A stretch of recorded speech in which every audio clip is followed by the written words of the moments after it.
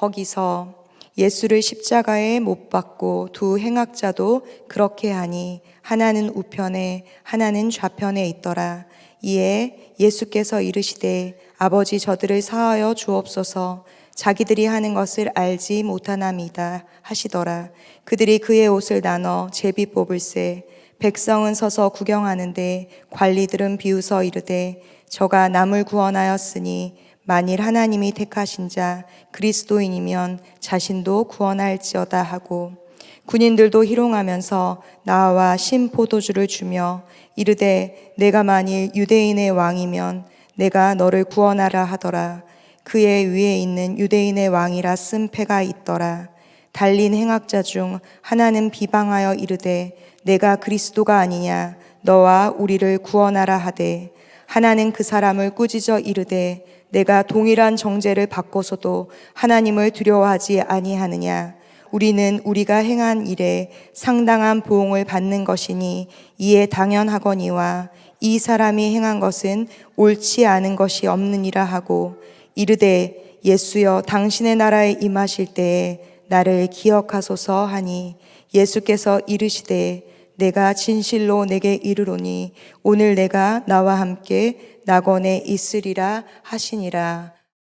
네, 오늘은 우리 예수님께서 우리의 죄를 대신 지시고 십자가에서 달려 죽으신 성금요일입니다. 여러분들은 십자가를 바라보시고 생각하시면 어떤 마음이 드십니까? 오늘날 십자가는 기독교의 대표적인 상징물이 되었죠. 그러나 원래 십자가는 그런 상징물이 전혀 아니었습니다. 아시다시피 로마의 십자가는 사람들을 처형시키는 아주 끔찍한 죽음에 이르게 하는 형벌 제도였습니다.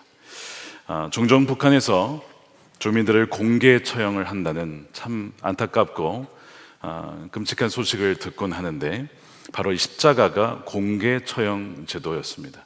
십자가에 달린 사람들은 지나다니면서 볼 수가 있었고, 그들이 정말 아파하면서 고통스러워하면서 죽어가는 장면을 보기도 하고, 또한 그들이 내뿜는 아주 냄새들, 이런 모든 것들이 십자가 처형 제도로 인해서 나오는 것들이었습니다. 무엇보다 사람들은 십자가에 달려 죽는 이들을 경멸했습니다. 왜냐하면 십자가에 달려 죽는다는 사실은 이들은 살만한 가치가 없는, 인간만도 못한 짐승과 같은 존재다라고 하는 그 의미가 여러분 십자가에 담겨 있었기 때문에 그렇습니다. 바로 이런 이들을 향해서 사람들이 하는 것은 뭐냐면, 십자가형을 받고 죽어간 이들을 향해서 조롱하고 비난하는 일이었습니다. 그것이 바로 십자가형이었죠. 그런데 성경에 보면 예수님이 그 십자가형을 받으셨다는 것입니다. 본문에 보면 예수님은 해골이라는 곳까지 십자가를 메고 가십니다. 해골은 아람어로는 골고다라고 하고, 영어로는 라틴어에서 나온 거죠. 갈보리라고 합니다. 예수님이 십자가에 달리신 그곳이 마치 해골이 이렇게 튀어나온 것처럼 생겼다고 해서 불려진 이름으로 알려져 있습니다. 근데 예수님이 달리신 그곳은 혼자 달리신 것이 아니라 다른 두 강도와 함께 십자가에 달려 돌아가시게 됐죠. 다른 두 명의 죄수가 예수님을 중심으로 좌우에 한 명씩 달리게 됩니다. 마태와 마가 그들이 도둑이었다, 강도였다고 기록을 하고, 오늘 본문의 누가는 그들이 끔찍한 행악자들, 아주 중범죄를 저지른 자였다라고 기록을 합니다. 예수님은 십자가형을 받으시면서 결국 그들과 동일한 흉악범으로 사형을 받게 되시는 것이죠. 근데 이는 예수님보다 약 700년 정도 먼저 와서 사역을 했던 이사야 선지자가 사실상 예언을 했던 말씀이었습니다. 이사야 53장 12절 말씀입니다. 그러므로 내가 그에게 존귀한 자와 함께 몫을 받게 하며 강한 자와 함께 탈취한 것을 나누게 하리니, 이는 그가 자기 영혼을 버려 사망에 이르게 하며 범죄자 중 하나로 헤아림을 받았음이니라. 범죄자 중 하나로 헤아림을 받게 될 것이다. 그러나 그가 많은 사람의 죄를 담당하며 범죄자를 위하여 기도하였느니라. 어떻게 700년 전에 이사야 선지자는 이것을 알 수 있었을까? 하나님께서 바로 예수님이 오시고 바로 그 구원자가 우리 죄를 대신 사하시고 흉악범들과 함께 그 죄를 담당하게 될 것이라고 말씀하셨기 때문에 그래요. 자, 그래서 오늘 이 십자가의 이 골고다에 3명의 사람이 죽어가고 있습니다. 우리는 각각의 사람들을 살펴보면서 우리에게 오늘 이 저녁에 주시는 주님의 메시지를 듣고자 합니다. 먼저는 두 강도입니다. 이 두 강도는 십자가형을 본인들도 받았지만 바로 예수님을 또한 조롱하고 또한 욕을 하는 것을 보게 돼요. 말씀드린 대로 이 십자가에 대해서 달려있는 사람들에 대해서 비방하고 조롱하는 것이 아주 일반적인 반응이었습니다. 먼저는 사람들이죠. 35절에 보면 이렇게 되어 있습니다. 백성은 서서 구경하는데 관리들은 비웃어 이르되 저가 남을 구원하였으니 만일 하나님이 택하신 자 그리스도이면 자신도 구원할지어다 하고 군인들도 희롱을 하면서 나와 신포도주를 주며 이르되 내가 만일 유대인의 왕이면 네가 너를 구원하라 하더라. 예수님은 메시아로 알려졌습니다. 유대인의 왕으로 알려졌습니다. 그런데 그 왕이신 그 메시아가 저주받은 사람만 매달려 죽는다는 그 십자가에 달려서 죽어가고 있는 것입니다. 조롱받을 만한 일이라는 거예요. 왜냐하면 왕이라면서요, 메시아라고 하면서 죽어간다는 거예요. 말이 됩니까? 사람들이 생각하기에 그가 사기꾼이었구나, 우리에게 거짓말을 한 것이구나, 이렇게 생각을 했던 것입니다. 예루살렘에 예수님이 입성하실 때 어떻게 했습니까? 사람들이 호산나 다윗의 자손으로 왕으로 오시는 이여 하면서 막 왕으로 접대를 했습니다. 왕이 아니라면 난 왕이 아니라고 거절을 했었어야 되는데 그 모든 칭송과 찬양을 다 받으셨어요. 그 얘기는 맞다라는 얘기죠. 물론 그들이 생각한 왕은 아니었지만 자신이 왕으로 칭송받는 것을 예수님은 거절하지는 않으셨다는 거예요. 그런데 오늘 본문에 보니까 흉악 범죄자들과 함께 죽는다는 것은 그가 왕도 아니고 메시아도 아니고 실은 사기꾼이었음을 증명하는 것이 아니냐라는 거예요. 사람들이 느끼는 마음은 속았다라는 겁니다. 바로 그 사람에게 속았다라는 감정을 느끼는 것이죠. 그래서 예수님을 조롱하고 비방하고 욕하는 것입니다. 만일 우리가 그 당시에 그 사람들과 함께 있었다면 과연 우리는 달랐을까요? 여러분, 예수님을 제대로 알아본 사람은 거의 없었습니다. 아마 저나 여러분들이나 그 조롱하는 무리에 함께 합류했을지도 모릅니다. 저가 사기꾼이다, 우리를 속인 것이다 라고 했을지도 몰라요. 아니면 적어도 말은 못해도 속으로는 상당한 실망감을 감추지 못했을 거예요. 엠마오로 가던 제자들이 어떻게 했습니까? 실망했다는 거예요. 저가 우리를 구원할 메시아인 줄 알았는데 죽어버렸다는 거예요. 너무 실망하고 자신의 고향으로 돌아간 것이죠. 이제는 제자 아니라는 겁니다. 아마 우리들도 적어도 그 정도는 되지 않았을까 싶다라는 것이죠. 십자가에 달린 강도들도 예수님을 조롱하기는 마찬가지였습니다. 마태복음 27장 44절에 함께 십자가에 달린 강도들도, 그 두 명 다 예수님을 어떻게 합니까? 욕합니다. 그리고 한 명의 강도만 예수님 욕한 것이 아니라 분명히 강도들이라고 했죠. 마가복음 15장 32절에도 이스라엘의 왕 그리스도가 지금 십자가에서 내려와 우리를 보고 믿게 할지어다 하며 함께 십자가에 못 박힌 자들도 예수를 욕하더라. 이 강도들이 예수님을 욕했다는 것은 무엇인가 예수님께 기대한 것이 있었기 때문에 그런 것이죠. 실망한 겁니다. 기대한 자만이 실망을 하고 그 실망이 커지면 그것이 욕으로, 비방으로 커지기 마련이죠. 과연 이들은 무엇을 기대했던 것일까? 자신들도 지금 죽어가는 판에 예수님께 무엇을 기대했다가 실망했길래 욕을 하는 것일까요? 이 마태복음에 이 표현된 이들의 강도라고 하는 이 강도라는 이 헬라어 단어는요, 단지 일반적인 강도만을 가리키는 것은 아니고, 물론 그렇기도 하지만 바로 로마 제국에 저항하며 약탈과 폭력과 심지어는 암살을 일삼았던 무리들을 일컬을 때에도 이 단어를 사용합니다. 그래서 그 가운데 사람들을 죽이기도 했기 때문에 강도라고도 번역을 하는 것이죠. 물론 이들이 정말 반란군이었는지, 로마 제국에 항거한 마치 그러한 사람들이었는지 아닌지는 정확히 알 수는 없어요. 그것을 빙자해서 사람들을 습격해서 사람을 죽였는지 그런 사람들이었는지는 정확히는 알 수 없지만 상당히 가능성이 있는 추측은 무엇이냐면, 이들도 예수님을 욕했다는 것은 무엇인가 예수님으로부터 기대한 것이 있었다는 거예요. 저가 이스라엘을 독립하게 할 메시아인 줄 알았는데 알고 봤더니 사기꾼이었구나. 우리야 죽는 거야. 그렇지만 많은 사람들이 기대를 했었는데 그렇게 욕을 한 것이 아니냐는 것이죠. 자, 두 강조 중 하나가 비방했던 그 구체적인 내용이 이 누가복음 오늘 본문 39절에 이렇게 나옵니다. 달린 행악자 중 하나는 비방하여 이르되 내가 그리스도가 아니냐, 당신 그리스도라며 메시아라며, 그러면 너와 우리를 구원하라, 증명해 보라는 겁니다. 정말 당신 말대로 그리스도고 메시아면 지금 십자가에서 달려 죽지 말고 거기에서 내려와서 자신도 구하고 우리도 한번 구해보라 이거야. 그러면 믿겠다는 것이죠. 지금 이 비방을 한 강도는 예수님 왼편에 있던 자로 알려져 있지만 성경에는 나와 있지 않아요. 성경에는 누가 이 말을 했는지, 누가 왼편에 있었고 누가 우편에 있었는지는 정확히 나와 있지는 않습니다만, 그냥 편의상 마치 양과 염소가 갈라질 때에 양은 우편에, 염소는 좌편에 갈라진다는 것을 봤을 때 이 사람을 그냥 좌편에 있었다고 이렇게 사람들이 생각을 합니다. 그렇게 가정을 하고 말씀을 드리겠습니다.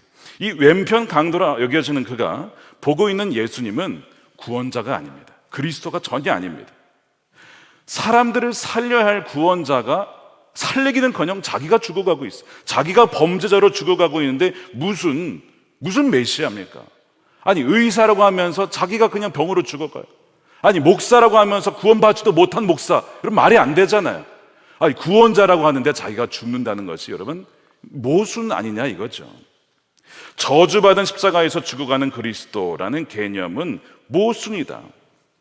이 십자가라는 자체가 저주와 실패와 약함의 상징이기 때문에 그래요. 그러므로 거기에서 죽어가는 사람은 결코 메시아 그리스도가 될 수 없다라고 하는 것이지요. 왜냐하면 메시아라면 마땅히 로마 제국을 짓밟고 뒤집어 엎어서 이 이스라엘 민족을 구원해야만 메시아이기 때문에 그렇다는 거예요. 그러니까 이 왼편 강도의 주장은 매우 합리적인 주장이고 비방입니다. 내가 그리스도 아니냐, 구원자 아니냐, 그렇다면 너를 구원해봐라, 그리고 우리 모두를 구원해보라고 하는 요청인 것이죠. 물론 여기서 말하는 구원은 영혼 구원을 말하는 게 아니에요. 구출, 위기에서, 악에서부터, 고통에서 구출을 해봐라, 십자가에서 내려와봐라 라고 하는 그런 요청인 것이죠. 그 당시에 누가 이 비방을 들어도 다 공감을 했을 거예요. 저 강도이긴 하지만 강도의 말이 맞지. 아니, 메시아라면서 어떻게 죽을 수가 있어? 십자가는 저주의 상징인데, 아니 어떻게 메시아가 저주의 상징인 십자가에서 죽을 수가 있어? 여러분, 사람들은요 십자가를 좋아하지 않습니다. 그때나 지금이나 사람들은 십자가를 좋아하지 않습니다. 한번 잘 생각해 보세요. 우리는요 이 왼편 강도의 모습과 닮은 모습은 없습니까? 우리도 가끔, 아니 자주 주님께 이렇게 기도하고 있지는 않습니까? 주님이 진정 구원자시면 제 병을 고칠 수 있지 않습니까? 제 암을 고칠 수 있지 않습니까? 지금 나를 한번 구원해 보세요. 나를 구출해 주세요. 치료해 보세요. 당신이 그리스도 아닙니까? 주님이 진정 구원자라면요, 우리 배우자 문제, 나의 배우자 문제, 자녀 문제 해결하실 수 있지 않습니까? 저도 행복하고 싶습니다. 저도 행복한 가정 누리고 싶어요. 그리스도 아니십니까? 지금 우리 가정을 좀 구원해 보세요. 주님이 진정 구원자시라면 재정 문제쯤이야 해결하는 게 어렵지 않지 않습니까? 저 해고당했는데요, 저 사업 실패했는데요, 취업이 안 되는데요, 당신 그리스도 아닙니까? 이렇게 우리가 기도할 때마다 사실 많은 점에서 이 왼편 강도와 상당 부분 닮아 있다는 것을 우리는 알아차리게 됩니다. 우리는 사실 십자가를 말할 때에 십자가의 고난과 수치와 좁은 문과 좁은 길, 여러분 별로 안 좋아합니다.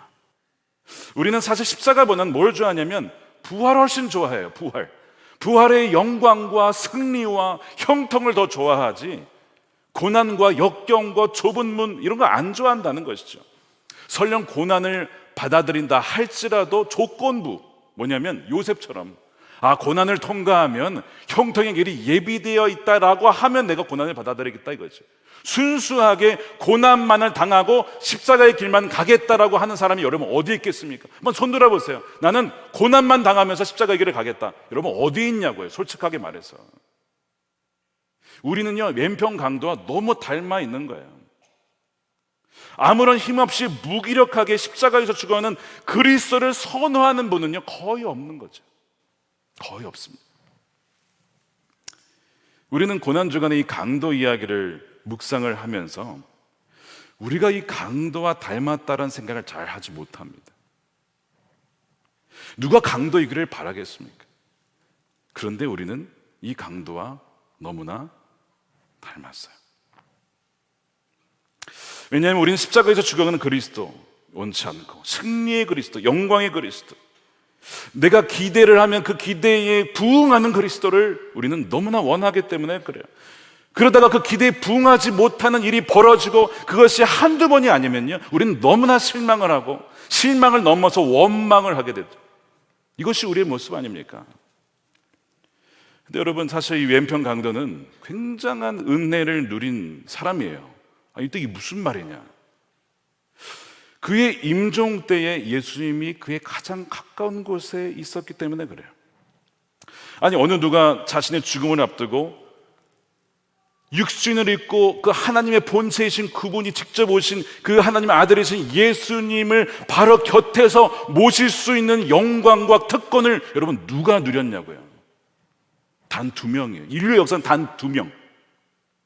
그 은혜를 누린 자가 이 왼편 강도예요.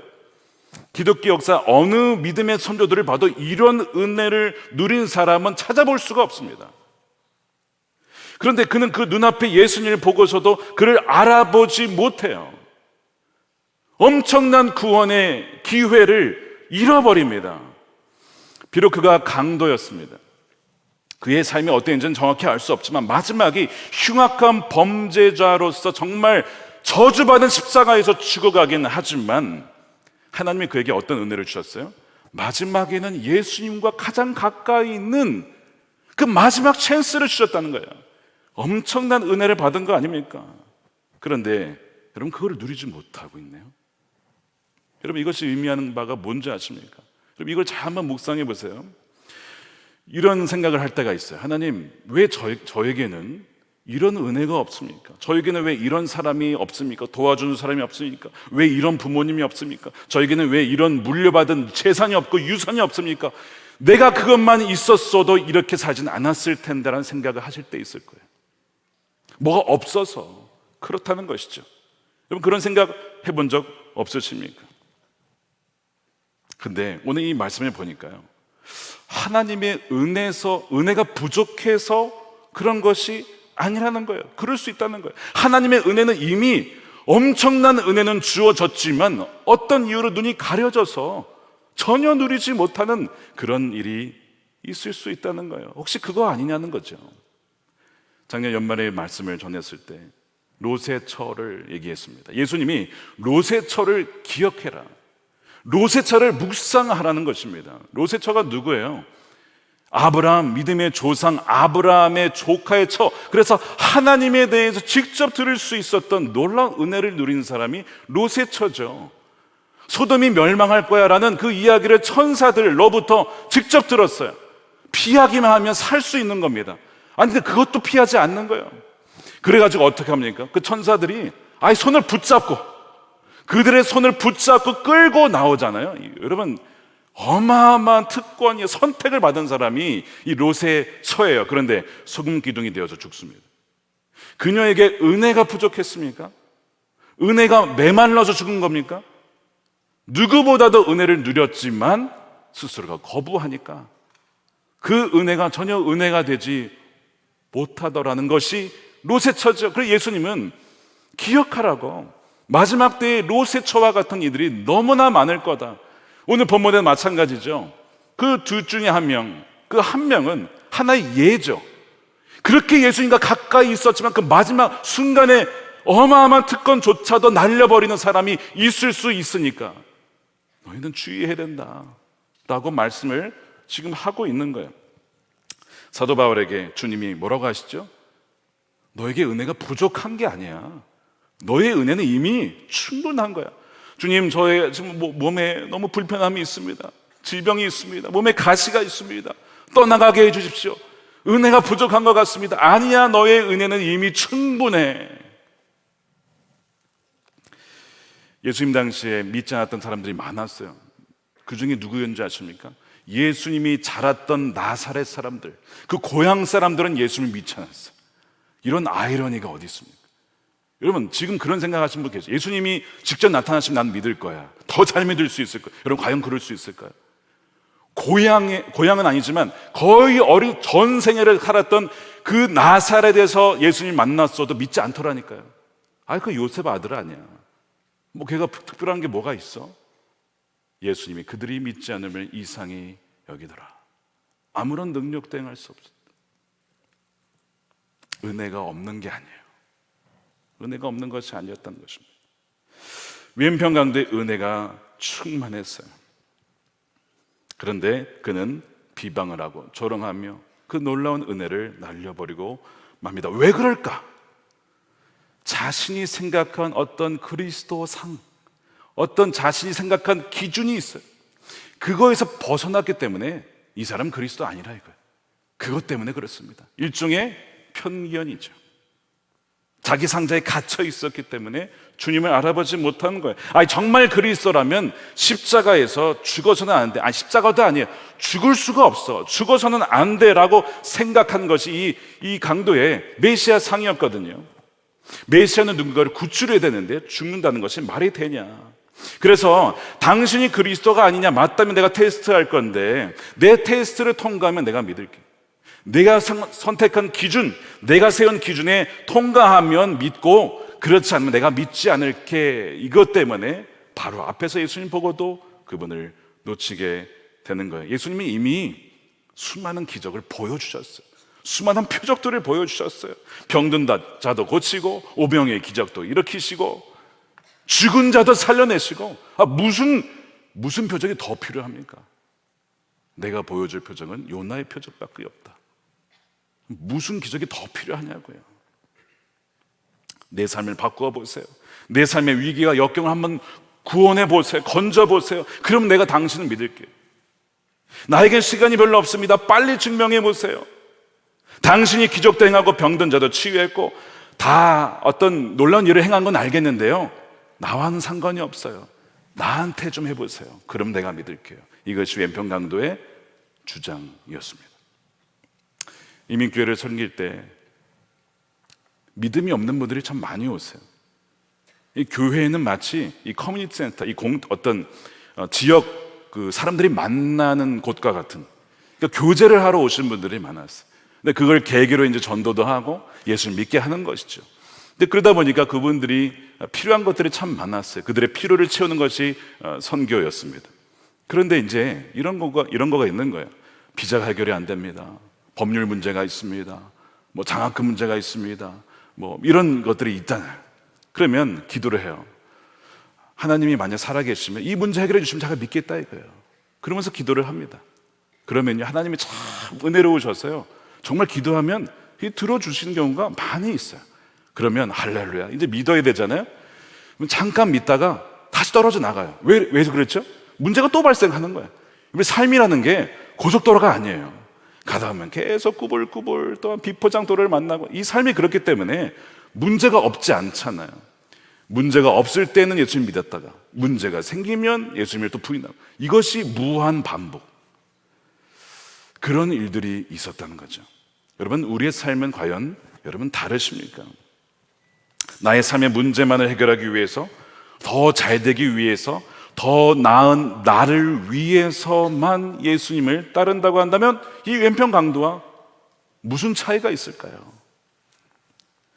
예수님 자기의 기준에 맞지 않으니까, 죽어가는 예수님은 기준에 부합하지 않으니까 그를 거부를 하게 됩니다. 여러분, 이 왼편의 강도 많은 점에서 우리를 닮아 있다라는 것입니다. 그러나 한편으로 우리는 우편에 있던, 물론 성경에 우편이라고 나와 있지는 않지만 쉽게 구분하기 위해서 주님이 우편에서 죽어가던 강도를 보면서 또한 우리의 모습을 발견하게 돼요. 분명 이 예수님이 우편에 있던 자도 예수님을 부인했습니다. 그리고 비방했죠, 조롱했죠, 욕했죠. 분명히 마태와 마가의 기록은 그렇게 나와 있습니다. 그런데 오늘 의사였던 누가의 기록은 달라요. 우편에 있던 강도가 바뀌었다라고 기록을 해요. 자, 39절에 보면 이렇게 되어 있습니다. 달린 행악자 중 하나는 비방하여 이르되 내가 그리스도가 아니냐, 너와 우리를 구원하라 하되 다른 하나는 그 사람을 어떻게 해요? 꾸짖어 이르되 내가 동일한 정죄를 받고서도 하나님을 두려워하지 않느냐. 하나는 비방을 하고 있고 하나는 오히려 그 비방한 자를 비방을 하고 있어요. 그러면 무슨 기록이 맞는 거예요? 마태, 마가가 맞는 겁니까? 누가가 맞는 겁니까? 여러분 헷갈리시죠? 성경 읽다 보면 이것이 좀 갈등이 돼요. 성경 틀린 거 아니냐. 자, 신학교 때 1학년 때 이 다른 기록 때문에 믿음을 잃어버린 친구가 있었어요. 성경 틀렸다, 이거 봐라. 이거 하나 기록 제대로 못했는데 성경이 무슨 진리냐라고 막 흔들린 친구들, 또 실제로 떠나간, 이거 외에도 다른 것 때문에 그런 친구들이 있었어요. 근데 여러분, 성경은요 모든 사건을 다 기록하지 않고 모든 사건을 다 똑같이 보지 않습니다. 저자마다 관점이 달라요. 여러분, 어떤 기록이 빠졌다고 해서 그 사건이 없었던 게 아닙니다. 예를 들면 여러분들이 속회에서 강원도에 놀러 갔다고 칩시다. 그러면 가다가 휴게소도 들리고 밥도 먹고 대화도 할 거 아닙니까? 그 다음에 가서 말씀도 나누고 뭐 기도회도 하고 돌아와서 정리하여 일기를 씁니다. 서로 공유를 하죠. 그러면 여러분 다 똑같이 씁니까? 어떤 사람은 가다가 휴게소에 들린 이야기를 쓰고, 어떤 사람은 가다가 대화한 얘기를 쓰고, 어떤 사람은 내가 뭘 먹었네 그걸 얘기를 쓰고, 어떤 사람은 우리가 어떤 기도 제목을 나눴네를 쓰고, 어떤 사람은 갈 때 이야기를 쓰고, 어떤 사람은 돌아올 때 이야기를 쓰고, 다 종합해 보면 다 맞는 얘기죠. 관점에 따라 어디에 초점을 맞췄냐, 그게 차이가 있는 것이죠. 마태와 마가는 같이 이 두 강도가 예수님을 욕했을 때를 봤어요. 같이 욕했구나. 그런데 십자가에서 몇 시간 달려 있었습니까? 6시간입니다. 6시간 동안 뭔가 변화가 일어난 것이죠. 처음에는 예수님을 욕했지만 보니까 가까이서 그 예수님을 가까이서 보고 그분이 하시는 말과 태도와 그분의 표정과 이 모든 것을 보니까 내가 뭔가 착각을 했구나. 바로 이 우편 강도의 심정의 변화가 일어나고 소위 회심을 하게 된 거예요. 의사였던 누가는 치밀하게 바로 그 점을 기록을 합니다. 이방인의 관점에서 굉장히 그 아웃사이더들과 굉장히 버림받았던 사람들을 초점에 맞췄던 의사의 관점에서 그렇게 강도로 죽어가는 자마저도 그 마지막에 그 짧은 대화를 놓치지 않고 기록을 하고 있었던 것이죠. 과연 어떤 일이 벌어졌길래 그렇게 조롱했던, 욕했던 이 우편의 강도가 바뀔 수 있었는가? 성경은 이 강도가 어떻게 구체적으로 변했는지 그 계기에 대해 기록하고 있지는 않습니다. 하지만 성경을 종합해보면 이 6시간 동안 예수님과 이 강도 사이에 어떤 일이 있었는지는 충분히 짐작할 만한 내용들이 기록이 되어 있어요. 자, 먼저는요, 이 우편에 있던 강도도 아까 그 좌편과 같이 어떤 은혜를 누린 겁니까? 마지막 순간에 예수님을 가장 가까이서 볼 수 있었던 특권을 누린 사람입니다. 이것이 가장 변화된 그의 이유예요. 평생을 주님을 모르고 살았지만 마지막 순간에는 꼼짝없이 마치 성전에 박힌 모처럼 꼼짝없이 예수님을 바라보고 예수님의 말과 태도와 그 모든 것을 볼 수밖에 없었던 그 은혜를 누리게 된 것이죠. 그가 보기에 예수님은요, 자기가 상식적으로 알던 메시아, 그리고 그 일반적으로 사람들이 반응하는 반응을 보인 분이 아니었어요. 먼저는요, 뭐였냐면 예수님이 뭐라고 하시냐면 사람들이 자신을 위해서 막 우는 거예요. 여러분 보세요, 27절의 말씀이 이렇게 되어 있습니다. 백성과 및 그를 위하여 가슴을 치며 슬피 우는 여자의 큰 무리가 따라오는지라.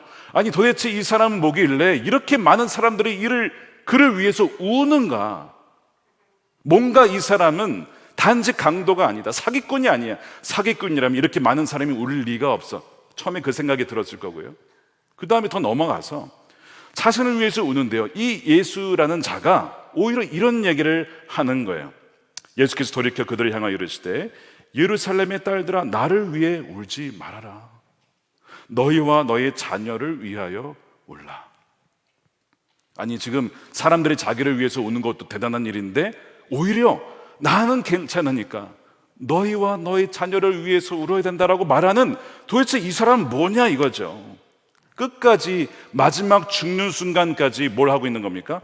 자기 부인을 하고 있어요. 나를 위해 울지 말라는 거야. 나는 괜찮다. 오히려 너희를 위해서 울어야 된다. 이것이 달랐다는 것이죠. 두 번째가 있습니다. 예수님은요, 많은 사람들의 비방과 욕설에 대해서 아무런 대꾸를 하지 않아요. 어차피 죽을 바에 비방을 당하면 그에 상응하는 답변을 할 만도 하지 않습니까? 게다가 억울한 비방일수록 더욱더 반론하고 싶은 것이 인간의 속성이죠. 나 그렇지 않다라고, 나 억울하다라고 여러분 말하는 것이 인간의 마음이죠. 근데 어떤 이런 방구도 하지 않아요. 만약 이 강도가 정말 메시아를 바랬다라고 실망한 그런 어떤 반란군에 소속된 강도였다면 메시아가 누군지를 알았을 거예요. 이사야 53장의 말씀을 알고 있었을 겁니다. 이런 말씀이 나오죠. 그가 곤욕을 당하여 괴로울 때에도 그의 입을 열지 아니하였으며 마치 도수장으로 끌려가는 어린 양과 털 깎는 자 앞에서 잠잠한 양같이 그의 입을 열지 아니하였더라. 아니, 입을 열지 않고 잠잠한 양 같은 그 모든, 그래서 죄악과 비방을 그대로 당하고 있는 모습, 결코 상식적이지 않죠. 이사야 53장에 기록된 그 사람인가? 결정적인 것이 또 하나 있습니다. 바로 예수님의 기도죠. 34절입니다. 이 예수께서 이르시되 아버지, 저들을 사하여 주십시오. 용서해 주십시오. 자기들이 하는 것을 알지 못합니다. 지금 자신을 못 받고 십자가에 좀 죽이려고 하는 그들을 위해서 용서해 달라고 지금 기도를 하고 있는 거예요. 지금 자기들이 하는 것을 알지 못하기 때문에, 무지하기 때문에 그렇다고 하면서 그들의 죄를 용서해 주십시오. 여러분, 구약 성경에 어느 누구도 이렇게 기도한 사람이 없었어요. 여러분, 다윗이 비록 물론 사울을 죽이지는 않았지만 뭐 사울을 용서해 주십시오 뭐 이렇게 하지는 않았거든요. 엘리야, 이세벨에 의해서 막 죽임을 막 어떤 공포에 휩싸였을 때 이세벨을 용서해 주십시오. 엘리야도 그렇게 못했다고요. 그런데 이 사람 도대체 뭔데 자기를 죽이려고 하는 자들을 오히려 용서해 달라고 기도를 하느냐? 이 우편 강도의 마음이 거기에서 확 열리게 되는 거예요. 그 마음을 연 것은요, 어떤 초자연적인 기적이 아니었습니다. 정말 이 모든 십자가를 다, 못을 다 뽑은 다음에 갑자기 뛰어나와가지고 싹 쓸어버리는 이런 초자연적인 기적과 능력이 아니었다고요. 예수님이 엘리야처럼 불을 내려서 로마 군사들을 다 태워 죽여서 마음이 열린 게 아니라고요. 모세처럼 홍해를 갈라가지고 그래서 이 강도의 마음이 열린 게 아니었습니다. 그의 마음을 연 것은요, 죽어가는 그리스도, 십자가에서 죽어가는 그리스도, 그리고 자신에게 악행하는 자에게 용서해달라고 기도하는 그리스도, 그것이 이 강도의 마음을 연 것이에요. 마지막 순간마저도 사람들을 위해 울라라고 하고, 어떠한 억울한 비방에도 잠잠한 양같이 입을 열지 않았고, 십자가에 못 박는 원수 같은 이들을 위해서 용서해달라고 기도하는 그 모습이 강함과 승리가 아니었어요. 약함과 죽음을 통해서 드러나는 하나님을 본 것입니다. 누군가는 아니, 어떻게 그렇게 짧은 시간에 그 흉악한 강도가 회심할 수 있느냐라고 물으실지도 모릅니다. 여러분, 그 흉악한 사울이 바울되는 것은 단 1분도 걸리지 않았습니다. 사울아, 사울아, 어찌하여 내가 나를 박해하느냐? 누구십니까? 너는 내가 박해하는 예수라. 그때 마음이 바뀐 거예요. 그리스도인들을 그렇게 잡아서 죽이고 스데반마저 죽였던 그 사울이 바울된 1분도 걸리지 않았다는 거예요. 회심하는데 뭐 평생의 시간이 필요한 게 아닙니다. 1시간 아니요, 1분 아니요, 단 몇 초만 있어도요, 흉악한 범죄자도 주의 자녀가 될 수 있다는 것입니다. 회심하는데 대단한 기적과 놀라운 어떤 언변과 어떤 복음의 능력이 필요한 것이 아니라 약함이면 충분했다는 것입니다. 여러분, 포도원 품꾼 비유하실 거예요. 9시부터 10시 쫙 이 포도원 품꾼들이 부름을 받잖아요. 근데 거의 이제 해가 저물 때 오후 5시에 부름받는 품꾼이 있었어요. 이 우편 강도는 누구예요? 마지막에 부름받은 포도원 품꾼과 같은 거죠. 사람들이 막 뭐라고 하잖아요. 아니, 어떻게 우리와 똑같이 대우할 수 있냐? 내가 그렇게 부르는데 너희가 왜 뭐라고 하느냐? 내가 이렇게 자비를 베푼다고 너희가 화를 내느냐? 이 강도의 기도가 뭐였습니까? 단 하나였어요. 42절입니다. 우리 함께 읽어보겠습니다. 시작. 이르되 예수여, 당신의 나라에 임하실 때에 나를 기억하소서. 나를 기억하소서. 영어로 remember me. 나를 기억해 주십시오. 단 이 하나만을 기도하게 돼요. 강도는 놀랍게도 이런 요청을 드리지 않습니다. 당신이 그리스도라면 지금 저를 십자가에서 내려오게 해 주십시오. 이것이 아니었어요. 그가 요청한 것은 이것이었습니다. 제가 여기에서 죽어도 좋습니다. 제가 십자가에서 죽는 것은 당연한 일이에요. 저는 죄인이기 때문에 그렇습니다. 저는 마땅히 제가 받아야 될 죄를 받는 것입니다. 저는 저의 위기에서 구해달라고 요청하지 않겠습니다. 그저 저는 제가 바라는 것은 저를 기억해 주십시오. 저를 기억해 주십시오. 이것은요, 여러분, 자비를 구하는 거죠. 용서받을 자격이 없지만 저를 기억해 주십시오. 그것이면 충분합니다. 아까 그 강도는 뭐라고 했습니까? 나를 구해봐라라고 요청을 했다라고 한다면 이 사람은 그저 나를 기억해 주십시오. 자비를 구하고 있어요. 자신이 생각했던 그리스도라는 그 기준을 내려놓았습니다. 메시아가 그런 메시아가 아니었구나. 사람들이 생각하는 그런 메시아가 아니었어. 그래서 심지어 십자가에서 죽어가도 우리를 위해서 죽어가는, 우리의 죄를 위해서 용서를 구하는 그런 그리스도, 그가 그를 믿은 것이죠. 그 말을 우리에게 적용하면 이런 겁니다. 주님이 설령 내 병을 고쳐주지 않으실지라도 주님은 여전히 나의 주님이십니다. 주님이 설령 나의 재정 상황을 더 낫게 해주지 아니하실지라도 주님은 여전히 나의 주님이십니다. 주님이 설령 내 꿈꿔왔던 것들을 이루어주지 않더라도 주님은 여전히 내 주님이십니다. 그저 내가 원하는 것은 하나입니다. 주여, 저를 기억해 주시는 것입니다. 설령 내가 십자가에서 이렇게 죽는다 하더라도, 설령 나의 문제가 어떠한 것도 해결되지 못한다 하더라도 제가 원하는 것은 그저 주님과 함께 영원히 거하는 것입니다. 이 기도였던 것이죠. 십자가형을 받은 이름 없는 강도인 줄 알았는데 기독교 역사상 그 어느 누구도 못했던 가장 위대하고 진솔한 신앙 고백을 한 것이죠. 예수님께서 그의 기도, 나를 기억해 주소서라는 그 기도에 이렇게 응답을 하세요. 내가 진실을 너에게 말해줄게. 진실로 너에게 말하는데 오늘 내가 나와 함께 낙원에 있을 거야. 예수님은 그의 과거 묻지 않으셨어요.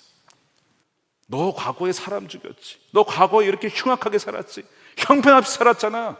내가 다 기억하고 있어. 그거 기억하지 않으셨어요. 과거를 기억하지 않고 다 잊으시고 그저 그 존재, 새롭게 된 나의 자녀, 잃어버렸던 나의 자녀, 그 사람만을 기억하시는 거예요. 얼마나 이것이 여러분 은혜인지 모릅니다. 그 낙원은 어디입니까? 바로 사도 바울이 갔던 그 셋째 하늘 3층, 그렇죠? 그곳에 갔던 바로 거기 있었는데 바로 그곳에 가게 될 것이다. 나와 함께 있을 것이다. 예수님께서 제자들에게 이런 말씀하십니다. 내가 너희를 위하여 거처를 마련하러 간다. 내 아버지의 집에는 거할 것이 많아. 너희들이 거할 곳이 있어.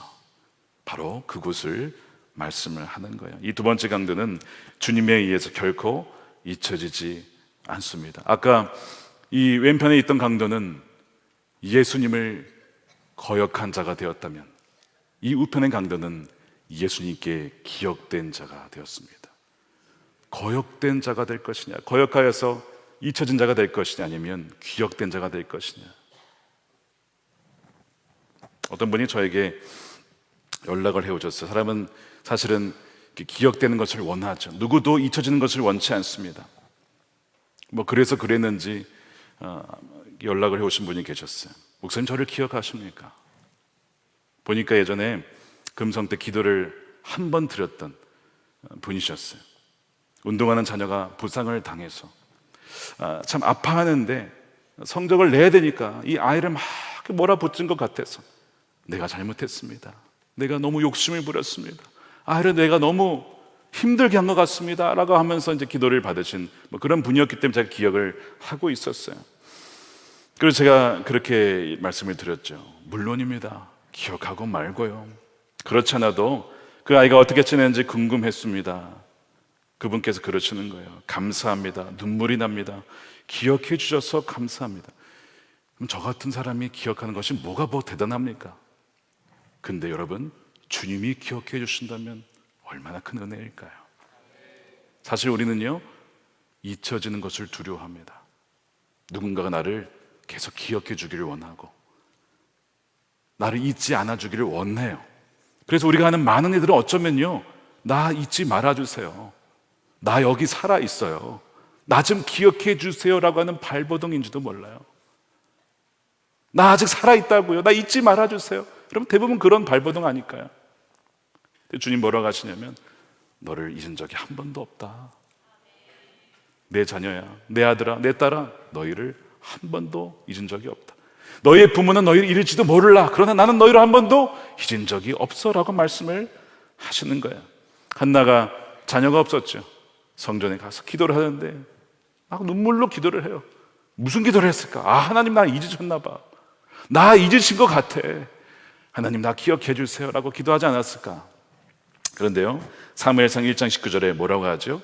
주님께서 한나를 기억하여 주셨다. 한나야, 나 너 잊지 않았어. 너 잊혀진 거 아니야. 오해하지 마. 너에게 가장 사랑하는 자녀 줄 거야. 그렇게 주님께서 말씀하시죠. 그 자카르라고 하는 것이 기억하다입니다. 이 기억되는 것이 얼마나 은혜인지 몰라요. 지금 주님은요, 십자가에서 죽어오는 그 강도, 비록 그 십자가에서 구원한 건 아니었지만 더 놀라운 은혜를 주시죠. 너는 영원히 기억되는 거야. 영원히 나와 함께 있을 거야. 결코 잊혀진 존재가 되지 않을 거야. 우리는 성금요일을 맞이해서 모든 간구를 잠시 내려놓고 이 기도를 드려야 될 것 같아요. 주님, 제 기도 제목이 구한대로 응답되지 않아도 여전히 주님은 저의 주님이십니다. 제가 원하는 것은 저를 기억해 주시는 것, 주님과 함께 있는 것입니다. 그것이면 충분합니다. 자기 부인의 기도죠. 끝까지 예수님을 거역한 자가 된 사람이 있다면 끝까지 예수님께 기억된 자가 있습니다. 전 여러분들이 끝까지 예수님께 기억된 자가 된 은혜가 이미 부어진 줄을 믿게 되시기를 축복합니다. 지난 화요 교직원 회의 때 최근 부임하신 목사님께서 동해일기를 나눠주셨는데 참 감동이 되었습니다. 짧은 나눔이었지만 많은 이들의 심금을 울리는 일기였습니다. 제가 허락을 받고 잠시 나누려고 합니다. 주일에 갑작스럽게 신방 일정이 잡히셨대요. 보니까 임종 예배였습니다. 여러분, 임종 예배 드리기가 쉽지 않아요.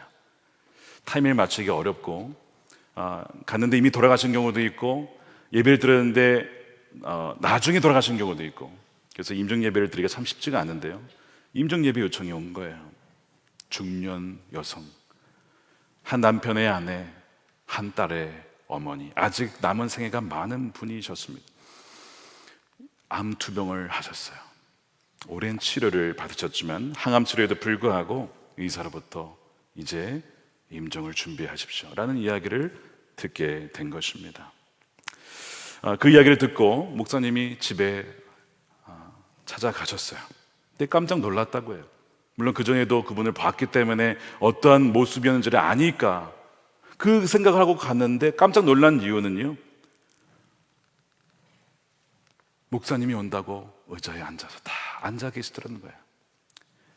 3주 전에 쓰러진 이후로 20일간 일어나지도 못하고 누워있던 분이 목사님이 오신데 마지막 힘을 내어서 그 예배를 받으러 앉아 계시는 그 모습이 가족들은 기적이다, 기적이다라고 하시더라는 것이죠.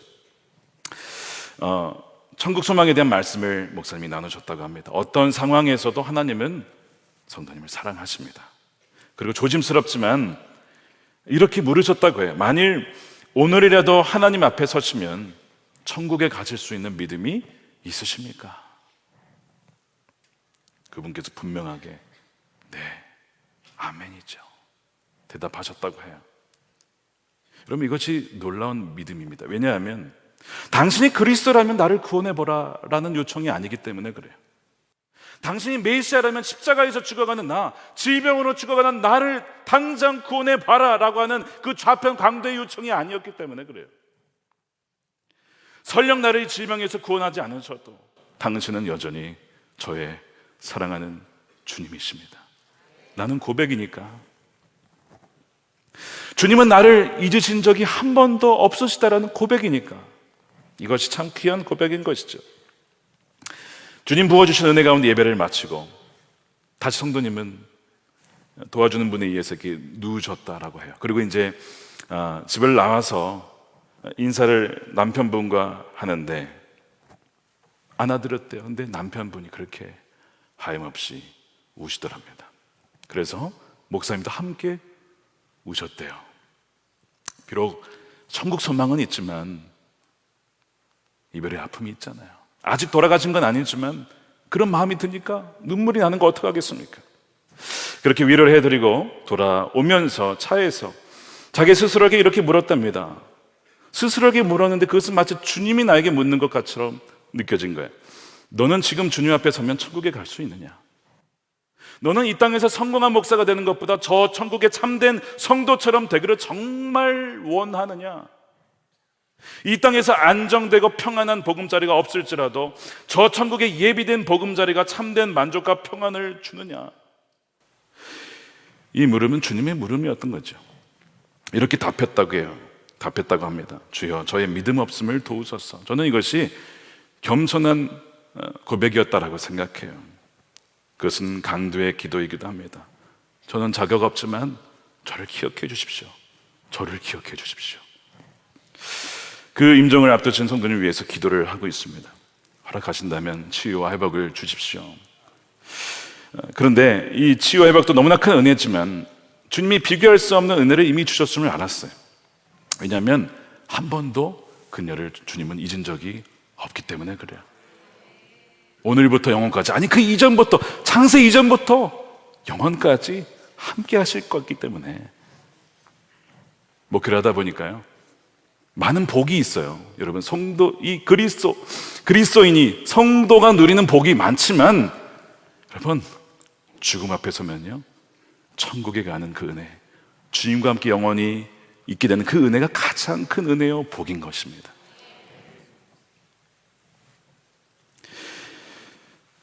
주님께서 죽음을 이기시고 사망을 사망시키시고 죽음을 죽이신 날이 오늘 성금요일입니다. 그래서 영어로는요, 이 성금요일을 The Good Friday, 좋은 날이라고.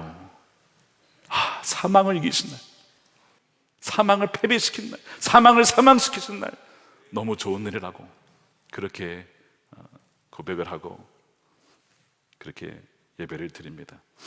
고린도전서 15장 55절에 사망아 너의 승리가 어디에 있느냐? 사망아 너의 쏘는 것이 어디에 있느냐? 이제 누가 조롱합니까?